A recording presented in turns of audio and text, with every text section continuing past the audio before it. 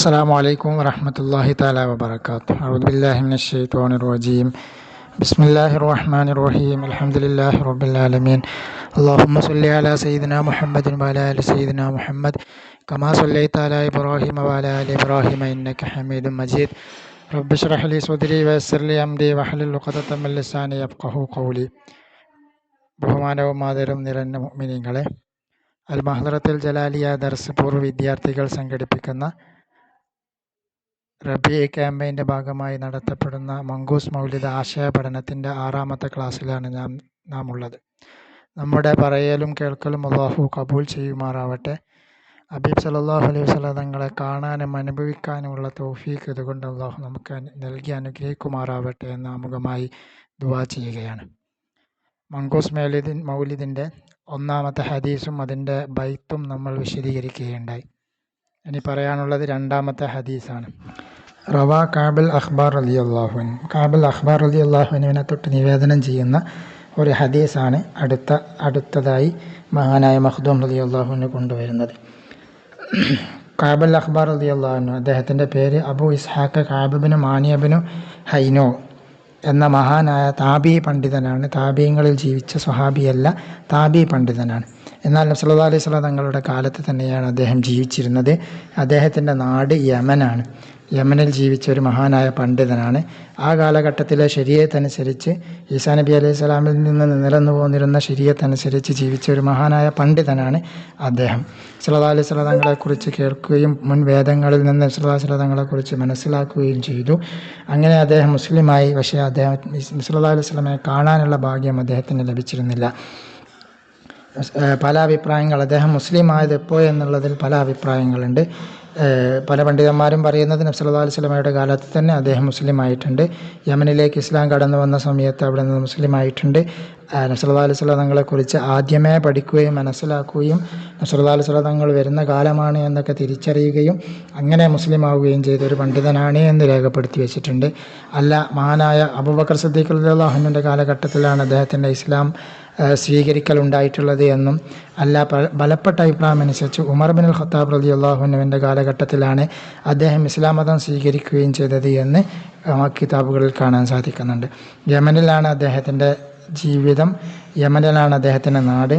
ഉമർ റളിയല്ലാഹു അൻഹുവിൻ്റെ കാലഘട്ടത്തിൽ അദ്ദേഹം മദീനയിലേക്ക് വരികയും പിന്നീട് അവിടെ വെച്ചുകൊണ്ട് ഇൽമ പഠിക്കുകയും ഇവിടെ സ്ഥിരതാമസമാവുകയും അങ്ങനെ മദീനയിൽ വഫാത്താവുകയും ചെയ്ത മഹാനായ പണ്ഡിതനാണ്. 104 വയസ്സ് അദ്ദേഹം ജീവിച്ചിട്ടുണ്ട്. അദ്ദേഹത്തിൻ്റെ പേര് അബൂ ഇസ്ഹാഖ് കഅബ് ഇബ്നു മാനിയ എന്നാണ്. എന്നാൽ കഅബുൽ അഖ്ബാർ എന്നാണ് നമ്മുടെ കിതാബിൽ കാണുന്നത്.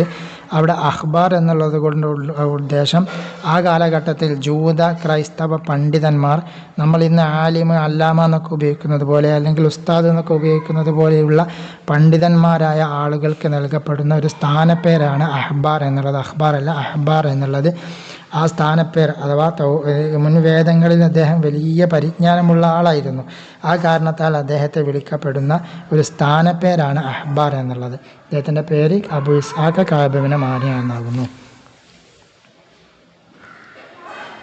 ലമ്മ അറാദല്ലാഹു തആല ഇൽഹാറൻ നൂറിൽ മഖ്സൂൻ, മറക്കപ്പെട്ട അല്ലെങ്കിൽ സൂക്ഷിക്കപ്പെട്ട നൂറിനെ അള്ളാഹു വെളിവാക്കാൻ ഉദ്ദേശിച്ചപ്പോൾ, ഹക്കീക്കത്തുൽ മുഹമ്മദിയ സല്ലല്ലാഹു അലൈഹി വസല്ലം തങ്ങളുടെ നൂറിനെ കുറിച്ച് നമ്മൾ പറഞ്ഞു.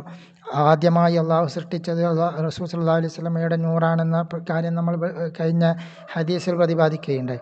ആ നൂറിനെ അള്ളാഹു വെളിവാക്കാൻ ഉദ്ദേശിച്ചപ്പോൾ, സല്ലല്ലാഹു അലൈഹി വസല്ലം തങ്ങളെ ലോകത്തേക്ക് കൊണ്ടുവരാൻ അള്ളാഹു ഉദ്ദേശിച്ചപ്പോൾ, വൈബ്രാസൽ ജൗഹരിൽ മക്നൂൻ, ആ മറക്കപ്പെട്ട ആ മുത്തിനെ വെളിവാക്കാനും അള്ളാഹു ഉദ്ദേശിച്ചപ്പോൾ, ആലങ്കാരിക പ്രയോഗമാണ്.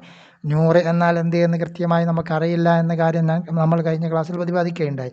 ആ നൂറിനെ അള്ളാഹു തആല സല്ലല്ലാഹു അലൈഹി വസല്ലം തങ്ങളുടെ ഹഖീഖത്ത് മുഹമ്മദിയ, ആ ഒരു നൂറിനെ അള്ളാഹു തആല ഈ ലോകത്തേക്ക് കൊണ്ടുവരാൻ ഉദ്ദേശിച്ചപ്പോൾ, മിൻ അബ്ദില്ലാ റളിയല്ലാഹു അൻഹു ഇലാ ബത്നി ആമിനത റളിയല്ലാഹു അൻഹ, അബ്ദുല്ലാ റളിയല്ലാഹു അൻഹയിൽ നിന്ന് ആമിന റളിയല്ലാഹു അൻഹയിലേക്ക് കൊണ്ടുവരാൻ അള്ളാഹു തആല ഉദ്ദേശിച്ചപ്പോൾ, അബ്ദുല്ലാ റളിയല്ലാഹു അൻഹുവിൻ്റെ മുതുകിലായിരുന്നു ആ നൂറുണ്ടായിരുന്നത്. അത് ആമിന റളിയല്ലാഹു അൻഹയുടെ ഗർഭപാത്രത്തിലേക്ക് നീക്കാൻ വേണ്ടി അള്ളാഹു ഉദ്ദേശിച്ചപ്പോൾ, ആമിന റളിയല്ലാഹു അൻഹു, അബ്ദുല്ലാ റളിയല്ലാഹു അൻഹു സല്ലല്ലാഹു അലൈഹി വസല്ലമയുടെ മാതാപിതാക്കൾ, രണ്ടാളുടെ പേര് കേൾക്കുമ്പോൾ നമ്മൾ റളിയല്ലാഹു അൻഹു എന്ന് ചൊല്ലണം. പലപ്പോഴും നബിയുടെ ഉമ്മയുടെ പേര് കേൾക്കുമ്പോൾ റളിയല്ലാഹു അൻഹ ചെല്ലാറുണ്ട്. എന്നാൽ നബി സല്ലല്ലാഹു അലൈഹി വസല്ലം തങ്ങളുടെ ഉപ്പയുടെ അബ്ദുല്ലാ റളിയല്ലാഹു അൻഹുവിൻ്റെ പേര് റളിയല്ലാഹു അൻഹുവിൻ്റെ നാമം കേൾക്കുമ്പോൾ പലപ്പോഴും നമ്മളത് ചെല്ലാറില്ല. രണ്ടാളുടെയും പേര് കേൾക്കുമ്പോൾ നാം അത് ചെല്ലണം. സല്ലല്ലാഹു അലൈഹി വസല്ലം തങ്ങളുടെ മാതാപിതാക്കൾ, ആ മാതാപിതാക്കളാവാൻ അള്ളാഹു തിരഞ്ഞെടുത്തിരിക്കുന്നത് ലോകത്ത് അത്രയും പവിത്രമായ പരിശുദ്ധമായ ആളുകളെയാണ്. അവർക്ക് പരിശുദ്ധി കുറവൊന്നും ഉണ്ടാവില്ല, യാതൊരു കാരണവശാലും അവർക്ക് പരിശുദ്ധി കുറവുണ്ടാവുകയില്ല. അപ്പോൾ അത്രമാത്രം അള്ളാഹു ഇഷ്ടപ്പെട്ട അള്ളാഹുവിൻ്റെ ഔലിയാക്കളിൽപ്പെട്ട ആളുകളാണ് അവരൊക്കെ. ആമിന റളിയല്ലാഹു അൻഹയുടെ കറാമത്തുകളൊക്കെ ഇനി വരാൻ നമുക്ക് പറയാനുണ്ട്. അപ്പോൾ അത്രയും പരിശുദ്ധവതികളും മാന്മാരുമായ ആളുകളിലൂടെയാണ് അള്ളാഹു ഈ നൂറിനെ നീക്കിക്കൊണ്ട് വന്നിട്ടുള്ളത്. അപ്പോൾ അവ രണ്ടുപേരുടെയും പേര് കേൾക്കുമ്പോൾ തർലിയത്ത് പ്രത്യേകം ചൊല്ലണമെന്ന് ഉണർത്തുകയാണ്. ആരാണ് ആമിന റളിയല്ലാഹു അൻഹ? അത്വഹരി ഫതാത്തും ഫിൽ അറബ്, അറേബ്യൻ യുവതികളിലെ ഏറ്റവും പരിശുദ്ധവതിയാണ്. ആ കാലഘട്ടത്തിൽ ജീവിച്ചിരുന്ന പരിശുദ്ധവതികളായ സ്ത്രീകളിൽ ഏറ്റവും പരിശുദ്ധവതിയായിട്ടുള്ള ഒരു സ്ത്രീയായിരുന്നു മഹദിയായ ആമിന റളിയല്ലാഹു അൻഹ. ആ നീക്കൽ ആമിന റളിയല്ലാഹു അൻഹയിലേക്ക് അബ്ദുല്ലാ റളിയല്ലാഹുവിൽ നിന്നുള്ള ആ നൂറ് നീങ്ങുക എന്ന് സംഭവിച്ചത് വദാലിക ഫീ ലൈലത്തുൽ ജുമുഅത്തി മിൻ ഷഹ്ർ റജബ് മാസത്തിലെ ഒരു വെള്ളിയാഴ്ച രാവായിരുന്നു, ഒരു വെള്ളിയാഴ്ച രാത്രിയായിരുന്നു, വെള്ളിയാഴ്ച രാവായിരുന്നു. നമ്മൾ രാവ് എന്ന് പറയുന്ന വ്യാഴാഴ്ച രാത്രി. അപ്പോൾ വെള്ളിയാഴ്ച രാവായിരുന്നു ഈ സംഭവം നടന്നിരുന്നത്. അങ്ങനെ ആ സംഭവം നടന്ന സമയത്ത് അമർ റിദ്വാൻ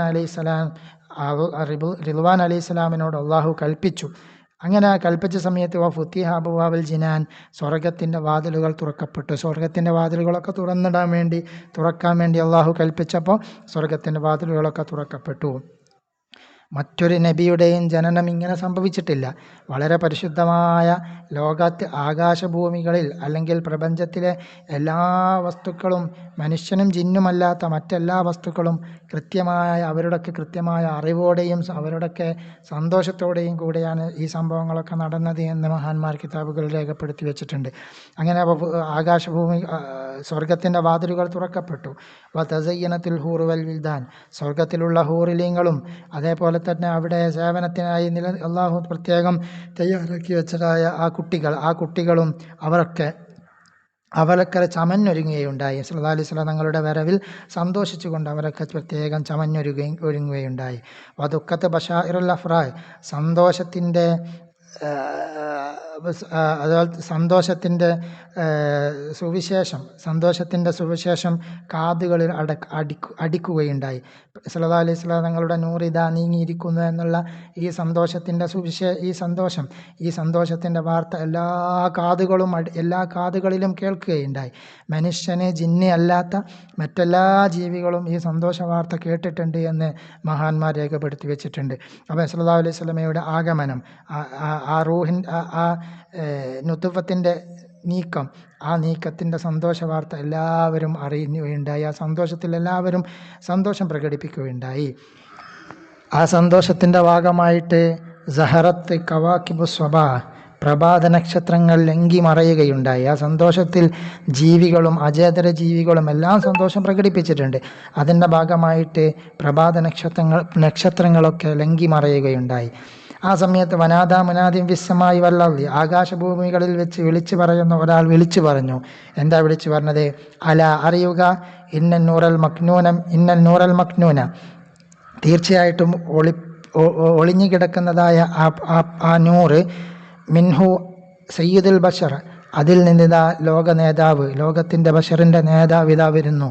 ആ ഒളിഞ്ഞു കിടക്കുന്ന ആ നൂറിൽ നിന്ന് ഇതാ ലോകത്തിൻ്റെ നേതാവായ മുഹമ്മദ് റസൂലുള്ളാഹി സ്വല്ലല്ലാഹു അലൈഹി വസല്ലം തങ്ങളുടെ ഹഖീഖത്ത് മുഹമ്മദിയയുടെ ആ നൂറ് ഇതാ പ്രത്യക്ഷപ്പെടാൻ പോവുകയാണ്.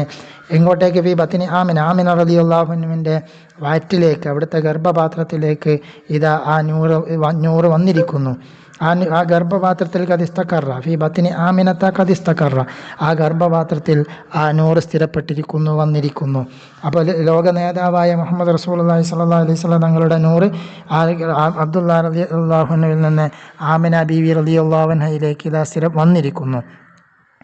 അങ്ങനെ വലമ്മൻ തഖല നൂറു നബിയിന മുഹമ്മദിൻ സ്വല്ലല്ലാഹു അലൈഹി വസല്ലം മിൻ അബ്ദില്ലാഹി ഇലാ ബത്നി ആമിനത റളിയല്ലാഹു അൻഹ, സല്ലല്ലാഹു അലൈഹി വസല്ലം തങ്ങളുടെ പരിശുദ്ധമാക്കപ്പെട്ട ആ നൂറ് അബ്ദുള്ള റളിയല്ലാഹു അൻഹുവിൽ നിന്ന് ആമിന റളിയല്ലാഹു അൻഹയിലേക്ക് നീങ്ങിയ സമയത്ത് ആ സമയത്ത് ഒരുപാട് സംഭവങ്ങൾ ഉണ്ടായിട്ടുണ്ട്. പ്രസവിച്ചതിനെ പറ്റിയല്ല ഇത് പറയുന്നത്. ആ നുതുഫത്തിൻ്റെ കൈമാറ്റം നടന്ന ആ സമയത്തുള്ള ആ ബീജ കൈമാറ്റം അബ്ദുള്ള റളിയല്ലാഹു അൻഹുവിൽ നിന്ന് ആമിന ബീവിയിലേക്ക് കൈമാറിയിട്ടുള്ള ആ ഒരു സമയത്തുള്ള സംഭവങ്ങളാണ് ഇവിടെ പറയാൻ പോകുന്നത്. അങ്ങനെ ഒരുപാട് സംഭവങ്ങൾ നടന്നിട്ടുണ്ട്. അതിൽ പ്രധാനപ്പെട്ട സംഭവമാണ് ഇഹ്തസൽ അർഷു ത്വറബം വസ്തിബ്ശാറ.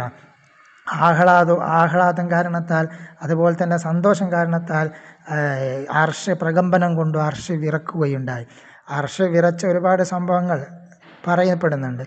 മഹാനായ സഅദ് റളിയല്ലാഹു അൻഹു വഫാത്തായ സമയത്ത് അർഷ് വിറച്ചിരുന്നു. സഅദിനെ റളിയല്ലാഹു അൻഹുവിനെ വരവേൽക്കാൻ വേണ്ടി സന്തോഷത്തോടെ അർഷ് വിറച്ചിരുന്നു.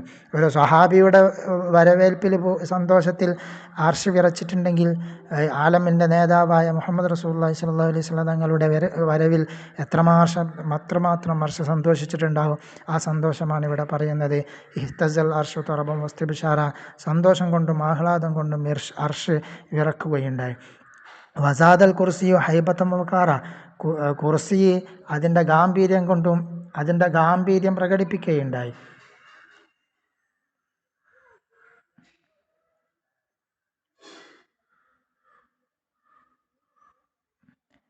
വസാദൽ കുർസിയു ഹൈബത്തം വഖാറ. കുർസി അതിൻ്റെ ഗാംഭീര്യവും പ്രൗഢിയും അധികരിപ്പിക്കുകയുണ്ടായി. വംതലത്തി സമാവാത്തു അൻവാറ. ആകാശങ്ങളെല്ലാം പ്രകാശപൂരിതമായി നിറയുകയുണ്ടായി. പ്രകാശം കൊണ്ട് നിറയുകയുണ്ടായി. മൊത്തം ലോകം മുഴുവനും ആ രാത്രി ഒരു പ്രകാശപൂരിതമായിരുന്നു. വളരെ ആനന്ദകരമായിട്ടുള്ള പ്രകൃതിയായിരുന്നു അന്നുണ്ടായിരുന്നത്. സന്തോഷത്തിൻ്റെ ഇളം തന്നലായിരുന്നു അന്നുണ്ടായിരുന്നത്. ഒരു പ്രയാസകരമായിട്ടുള്ള അവസ്ഥ പ്രകൃതിക്കില്ലായിരുന്നു. പ്രകൃതി സന്തോഷത്തിലായിരുന്നു ഉണ്ടായിരുന്നത്. വലജ്ജത്തിൽ മലായികത്തു തഹ്ലീലം വസ്തിഗ്ഫാറ. മലക്കുകൾ പൊറുക്കലിനെ തേടൽ കൊണ്ടും തഹ്ലീൽ കൊണ്ടും ശബ്ദമുയർത്തുകയുണ്ടായി. ഭൂമികളിലുള്ള എല്ലാ മലക്കുകളിലും സല്ലല്ലാഹു അലൈഹി വസല്ലം തങ്ങളുടെ ഈ ഒരു വരവേൽപ്പിൽ സന്തോഷിച്ച് ശബ്ദമുയർത്തുകയുണ്ടായി. അവർ തസ്ബീഹ് കൊണ്ടും ഇസ്തിഗ്ഫാർ കൊണ്ടും ശബ്ദമുയർത്തുകയുണ്ടായി. വഅസ്ബാതു ആമിനത റളിയല്ലാഹു അൻഹ തിൽക്കൽ ലൈല വൽ അൻവാറു തലൂഹു ഫീ ജബഅത്തിൽ മുഅ്തമിന. ആമിന റളിയല്ലാഹു അൻഹ ആ രാത്രിയിൽ വളരെ അസ്ബാത്ത് ആമിനത റളിയല്ലാഹു അൻഹ തിൽക്കൽ ലൈല. ആമിന റളിയല്ലാഹു അൻഹ ആ രാത്രിയിൽ തലൂഹു ഫീ ജബഅത്തിഹ അൽ മുഅ്തമിന. അവരുടെ നെറ്റിത്തടത്തിൽ നിർഭയത്വത്തിൻ്റെ പ്രകാശം പരക്കുകയുണ്ടായി. അവരുടെ നെറ്റിത്തടത്തിൽ സല്ലല്ലാഹു അലൈഹി വസല്ലം തങ്ങൾ അവരിലേക്ക് ആ നൂറ് വന്നെത്തിയത് മുതൽ ആ നെറ്റിത്തടത്തിൽ പ്രകാശപൂരിതമായിരുന്നു. സല്ലല്ലാഹു അലൈഹി വസല്ലം തങ്ങളുടെ മാതാപിതാക്കൾ, അവരുടെ മുൻഗാമികളായ എല്ലാ മാതാപിതാക്കളുടെയും മുഖത്ത് ഈ നൂറുണ്ടായിരുന്നു എന്ന് നമുക്ക് ചരിത്രത്തിലൂടെ മനസ്സിലാക്കാൻ കഴിയും. മഹാനായ അവയുടെ ഉപ്പ അബ്ദുള്ള റളിയല്ലാഹു അൻഹു അറവിന് അറക്കാൻ കൊണ്ടുപോയ, അല്ലെങ്കിൽ അറക്കാൻ വേണ്ടി നേർച്ചാക്കിയ സംഭവം നമുക്കറിയാം. നബിയുടെ ഉപ്പാപ്പാക്ക് ആദ്യം ഒരു മകനേ ഉണ്ടായിരുന്നുള്ളൂ. അങ്ങനെ കാബ സംസം കിണറുമായി ബന്ധപ്പെട്ട് ഒരു പ്രശ്നം വരികയും അങ്ങനെ ആ പ്രശ്നത്തിൽ ആ സമയത്ത് ഉപ്പാപ്പ അവിടുന്ന് തനിക്ക് കൂടുതൽ കുട്ടികൾ ഉണ്ടായാൽ ഞാൻ ഒന്നിനെ അള്ളാഹുവിന് വേണ്ടി ബലിയറുക്കുമെന്നൊക്കെ നേർച്ചയാക്കിയ ആ ഒരു സംഭവം. അങ്ങനെ ആ സംഭവത്തിൽ അവസാനം 10 മക്കൾ ഉണ്ടാകുകയും ആ 10ാമത്തെ മകനായി നബി സല്ലല്ലാഹു അലൈഹി വസല്ലമയുടെ ഉപ്പയായ അബ്ദുള്ള റളിയല്ലാഹു അൻഹു ജനിക്കുകയും ചെയ്തു. പക്ഷേ അബ്ദുള്ള റളിയല്ലാഹു അൻഹുവിൻ്റെ മുഖത്തിൽ വല്ലാത്തൊരു പ്രകാശമായിരുന്നു എന്ന് ചരിത്രത്തിൽ കാണാൻ കഴിയുന്നുണ്ട്. ആ പ്രകാശം കാരണത്താൽ അറുക്കാൻ തോന്നാതിരിക്കുകയും അവസാനം ഒട്ടകത്തെ അറുത്ത ആ വലിയ ചരിത്ര സംഭവം. അപ്പോൾ അവിടെ അവരുടെ സ്വലാസ്ലങ്ങളുടെ ഉപ്പയായ അബ്ദുള്ള റളിയല്ലാഹു അൻഹുവിൻ്റെ മുഖത്ത് ആ ഒരു പ്രകാശം, ഇങ്ങനെ എല്ലാ നബിയുടെ എല്ലാ ഉപ്പാപ്പമാരുടെയും മുഖത്ത് ആ ഒരു പ്രകാശമുണ്ടായിരുന്നു, ഉമ്മമാരുടെയും മുഖത്ത് ആ ഒരു പ്രകാശമുണ്ടായിരുന്നു എന്ന് നമുക്ക് കാണാൻ കഴിയും. അപ്പോൾ ആ പ്രകാശം തന്നെ, ആ നിർഭയത്വത്തിൻ്റെ പ്രകാശം ആമിന റളിയല്ലാഹു അൻഹയുടെ മുഖത്ത് ഇങ്ങനെ പ്രകാശിച്ചിരുന്നു. ആമിനത്ത് ബിഹി മിനൽ മഖാവിഫിൽ കാമിന. ഒളിഞ്ഞു കിടക്കുന്ന എല്ലാ പേടികളിൽ നിന്നും, എല്ലാ ഭയത്തിൽ നിന്നും മഹദിയായ ആമിന റളിയല്ലാഹു അൻഹ നിർഭയയായിരുന്നു. അഥവാ ആദ്യമായി ഗർഭം ചുമക്കുന്ന ഒരു സ്ത്രീ, ആ സ്ത്രീക്ക് ഒരുപാട് പ്രയാസങ്ങളുണ്ടാവും, മാനസിക പ്രയാസങ്ങളുണ്ടാവും. പ്രത്യേകിച്ച് ആദ്യത്തെ പ്രസവമൊക്കെ ആകുന്ന സമയത്ത് ഒരുപാട് പ്രയാസങ്ങൾ അഭിമുഖീകരിക്കേണ്ടി വരും. പ്രത്യേകിച്ച് ആമിന റളിയല്ലാഹു അൻഹ സ്വന്തം ഇനി ആമിന റളിയല്ലാഹു അൻഹയുടെ പ്രസവവുമായി ബന്ധപ്പെട്ട കാര്യങ്ങളിലേക്കാണ് അടുത്തതായി പറയാനിരിക്കുന്നത്. ആ സമയത്ത് ഒരുപാട് സംഭവങ്ങൾ നടന്നിട്ടുണ്ട്. അതേപോലെ തന്നെ ആമിന റളിയല്ലാഹു അൻഹയ്ക്ക് ഒരുപാട് സന്തോഷ വാർത്തകൾ അറിയിക്കപ്പെട്ടിട്ടുണ്ട്. അതിനെക്കുറിച്ചുള്ള കാര്യങ്ങളാണ് ഇൻഷാ അല്ലാഹ് അത് അടുത്ത ക്ലാസ്സിൽ നമുക്ക് പ്രതിപാദിക്കാം. നമ്മൾ പറഞ്ഞതും കേട്ടതും അല്ലാഹു സ്വീകരിക്കുമാറാവട്ടെ. ഈ റബീഉൽ അവ്വൽ മാസം ഒരുപാട് മഹാന്മാരായ ആളുകൾ ഈ മാസത്തെ ബഹുമാനിക്കുകയും ആദരിക്കുകയും ഇതിൻ്റെ പവിത്രത നേടിയെടുക്കുകയും ചെയ്ത നല്ലൊരു മാസമാണ്. ആ മാസം വേണ്ടതുപോലെ ഉൾക്കൊള്ളാനും ഈ മാസത്തിൽ നമ്മൾ ചെയ്യുന്ന എല്ലാ കർമ്മങ്ങളും, പ്രത്യേകിച്ച് ഈ ഒരു റബീ ക്യാമ്പയിൻ അടക്കമുള്ള ഒരുപാട് കർമ്മങ്ങൾ, ഇതൊക്കെ കബൂലിയത്തുള്ളതായി അല്ലാഹു സ്വീകരിക്കുകയും ചെയ്യുമാറാവട്ടെ എന്ന് പ്രത്യേകം ദുആ ചെയ്യുകയാണ്. വാഖിറു ദഅ്വാനാ അൽഹംദുലില്ലാഹി റബ്ബിൽ ആലമീൻ. അസ്സലാമു അലൈക്കും വറഹ്മത്തുള്ളാഹി വബറകാതുഹു.